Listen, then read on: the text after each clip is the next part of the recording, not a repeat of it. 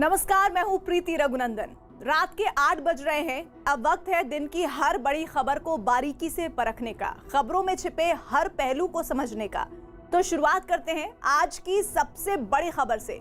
खबर पश्चिम बंगाल की, जहां पिछले 9 साल से सत्ता संभाल रही ममता बनर्जी को इस बार ऐसी चुनौती मिल रही है जिसका सामना इससे पहले ममता ने कभी नहीं किया था। एक तरफ बीजेपी तेजी से बंगाल में अपनी जमीन मजबूत कर रही है, तो दूसरी ओर ममता के सेनापतियों की बगावत से उनकी जमीन खिसकती जा रही है। इस दोहरी चुनौती का मुकाबला करने के लिए ममता ने अब अकेले ही मोर्चा संभाल लिया है।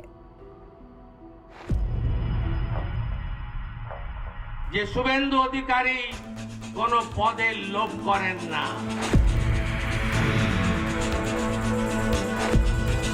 ममता के गढ़ में बागियों का यलकार। वंदे मातरम, वंदे मातरम, वंदे भारतम, वंदे। दीदी के किले की गिरी एक और दीवार। गया है, हमारा मालूम होता है जी। 2-4 दिन का अंदर ये समय का अपेक्षा है, वो आ जाएगा। पार्टी में बढ़ता जा रहा है घमासान।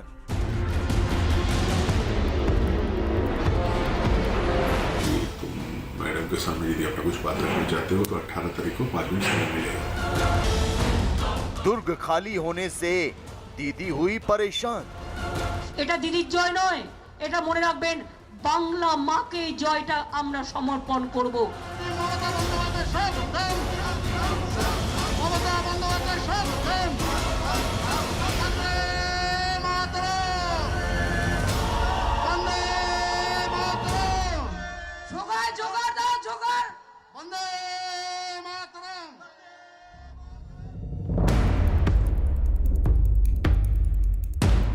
पिछले 9 साल से पश्चिम बंगाल पर एक छत्र राज कर रही ममता बनर्जी के लिए आने वाला चुनाव सबसे बड़ी अग्नि परीक्षा साबित होने जा रहा है, क्योंकि उनकी चुनौतियों का पहाड़ हर दिन और बड़ा होता जा रहा है। एक तरफ राज्य में कमल तेजी से अपनी जड़ें जमा रहा है, तो दूसरी ओर ममता के सेनापति एक एक कर किला छोड़ते चले जा रहे हैं। बीजेपी और बगावत अब ममता के लिए दोहरा सिरदर्द बन चुके हैं।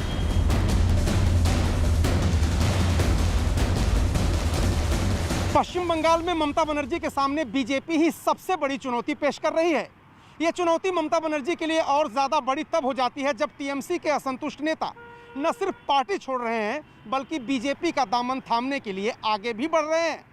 यह ममता की पार्टी के लिए दोहरे झटके से कम नहीं, क्योंकि एक तरफ पार्टी के काडर का मनोबल गिर रहा है, दूसरी तरफ ये नेता अपने साथ टीएमसी के वोट बैंक में ही सेंध लगाकर एक अच्छा खासा वोट बैंक भी विपक्ष की पार्टी में अपने साथ ले जा रहे हैं। ममता बनर्जी के लिए इस वक्त दो चेहरे सबसे ज्यादा मुसीबत का सबब बन गए हैं। ये न सिर्फ पार्टी के बड़े चेहरे हैं, बल्कि इनका जनाधार टीएमसी को सत्ता तक पहुंचाने में बड़ी भूमिका निभाता है। इसमें पहला नाम है शुवेंदु अधिकारी का, जिनके बीजेपी का दामन थामने का ऐलान हो चुका है, और दूसरा नाम है जितेंद्र तिवारी का, जो खुलेआम बागी तेवर अख्तियार कर चुके हैं। वैसे तो शुवेंदु अधिकारी काफी समय से बागी तेवर दिखा रहे थे, जिसके बाद ये लगभग साफ हो गया था कि वो बीजेपी का दामन थाम सकते हैं। लेकिन शुवेंदु की कीमत समझते हुए ममता ने उन्हें आखिरी दम तक मनाने की कोशिश की, लेकिन बात फिर भी नहीं बनी, और अब बीजेपी की ओर से ही ये ऐलान कर दिया गया है कि शुवेंदु कब और कैसे कमल के खेमे में आएंगे।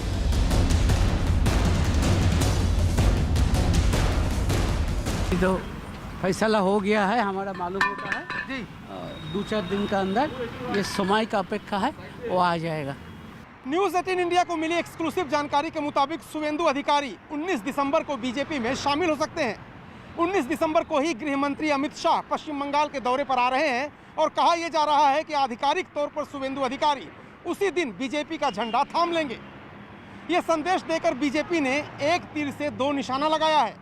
पहला तो ये कि ममता बनर्जी और पूरे विपक्ष को पश्चिम बंगाल में संदेश दे दिया है कि ममता के एक बड़े सेनापति को उसने अपने पाले में कर लिया है, और दूसरा ये कि अमित शाह के दौरे के दौरान बीजेपी के कार्यकर्ता उत्साह से लबरेज रहेंगे। बीजेपी का दामन थामने से पहले ही शुवेंदु ने अपना शक्ति प्रदर्शन भी शुरू कर दिया है। हल्दिया में उन्होंने बड़ी रैली की है। और इस रैली में उनका भाषण बीजेपी के ही एजेंडे को आगे बढ़ाने वाला रहा। ममता बनर्जी इस चुनाव को बंगाली बनाम बाहरी बनाने की कोशिश में लगी है।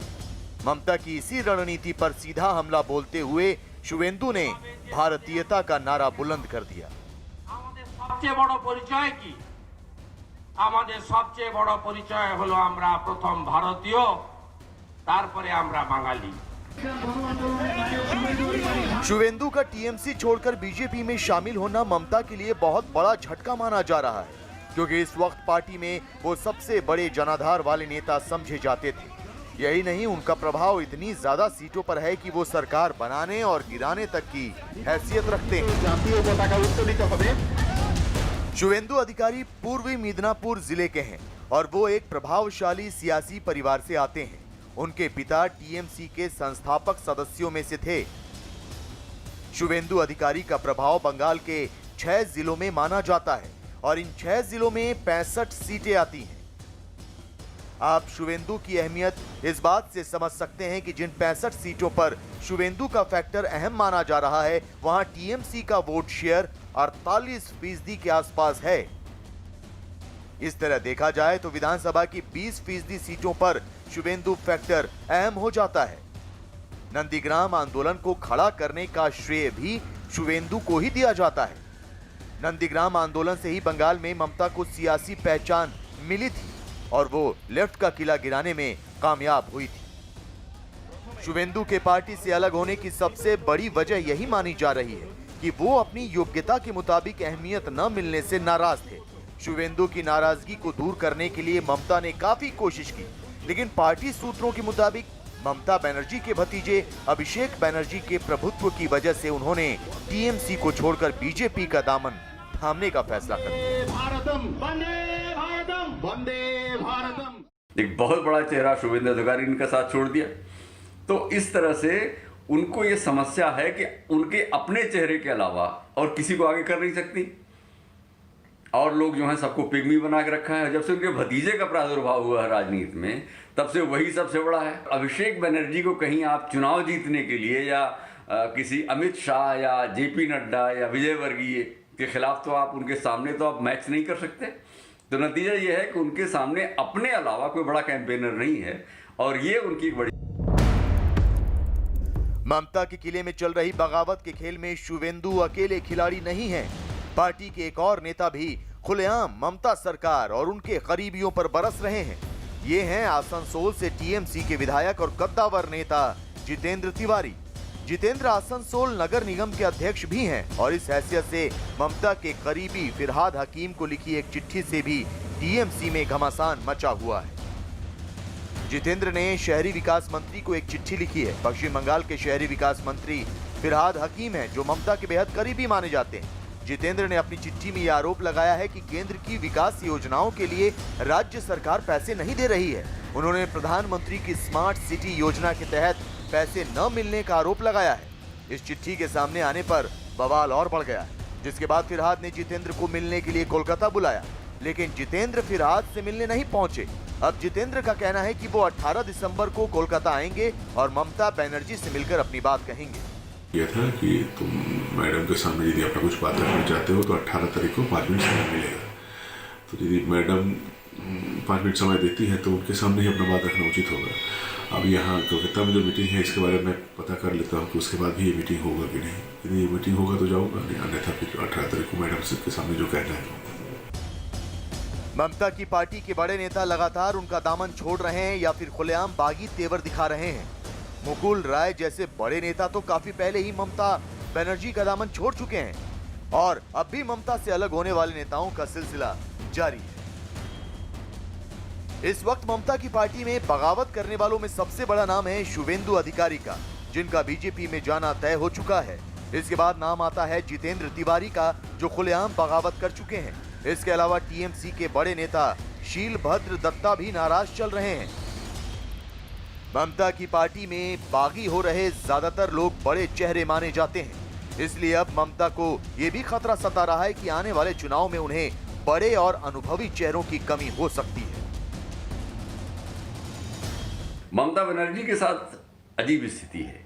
इनके बड़े नेता, जो बड़े चेहरे इनके साथ हैं, इनके सब छोड़ के जा रहे हैं। ममता बनर्जी को अभी तो चुनाव शुरू भी नहीं हुआ है, लेकिन पूरा का पूरा बंगाल में बीजेपी का लगता है कि बस चुनाव कल होने वाला है। और उनका अब मुख्यमंत्री भी हैं, पार्टी के अध्यक्ष भी हैं, और खुद ही अकेले चारों तरफ उनको दौड़ना पड़ रहा है। ये उनके लिए बड़ी समस्या है। टीएमसी में बगावत की दो बड़ी वजह मानी जा रही हैं और ये दोनों ही ममता से जुड़ी हैं। शायद यही वजह है कि ममता उन्हें दूर नहीं कर पा रही, जिसमें एक वजह है पार्टी में अभिषेक बनर्जी का बढ़ता दखल। अभिषेक ममता बनर्जी के भतीजे हैं और दूसरी वजह है पार्टी के रणनीतिकार बनाए गए प्रशांत किशोर का दखल। ममता बनर्जी के भतीजे अभिषेक बनर्जी पार्टी में बहुत सक्रिय हैं। उनके ऊपर भ्रष्टाचार के बहुत सारे आरोप हैं और वो पार्टी के फैसलों को प्रभावित करते हैं, मनमानी लगभग करते हैं। उसकी वजह से ममता बनर्जी के बहुत सारे साथी नाराज हुए, बहुत सारे उसमें, और ज़्यादातर नाराज होने के बाद देखा ये जा रहा है कि उनके खिलाफ पार्टी बीजेपी में चले जा रहे हैं, जो आज उनकी चैलेंजर है। तो एक बगावत के आलम है।